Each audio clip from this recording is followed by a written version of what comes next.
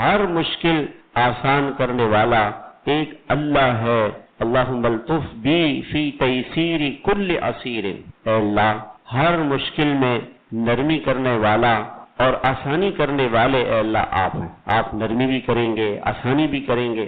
اللہم الطف بی فی تیسیر کل عسیر فإن تیسیر کل عسیر علیک یسیر، ہر مشکل آسان کرنے والے اللہ آپ ہیں۔ ایسے اللہ تعالیٰ اس جملے سے بہت خوش ہوتے ہیں، الا انت لا الہ الا انت، اے اللہ آپ ہی ہیں، آپ کے سوا کوئی نہیں۔ میں کسی سے نہیں کہتا، میں ایک اللہ سے کہتا ہوں۔ اللہ کے رسول علیہ الصلوۃ والسلام نے ہمیں بے شمار دعائیں بتائی ہیں، بے شمار۔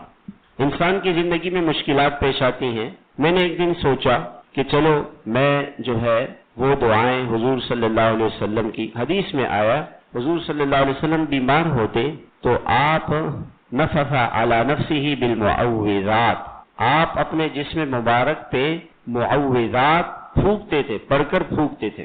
معوذات کیسے کہتے ہیں؟ محدثین نے کہا ہے کہ قل یا الکافرون، قل هو اللہ احد، قل اعوذ برب الفلق، قل اعوذ برب الناس، یہ چاروں صورتیں معوذات میں داخل ہیں۔ دیکھیں اللہ کے نبی نے اتنا آسان کیا ہے۔ انشاءاللہ ہر مسلمان ایسا ہوگا جس کو سورہ فاتحہ اور یہ چاروں قل یاد ہوں گے، اور یہ اتنے آسان بھی ہیں۔ قل هو اللہ احد، اللہ الصمد، لم یلد ولم یولد ولم یکن لہ کفوا احد، آسان۔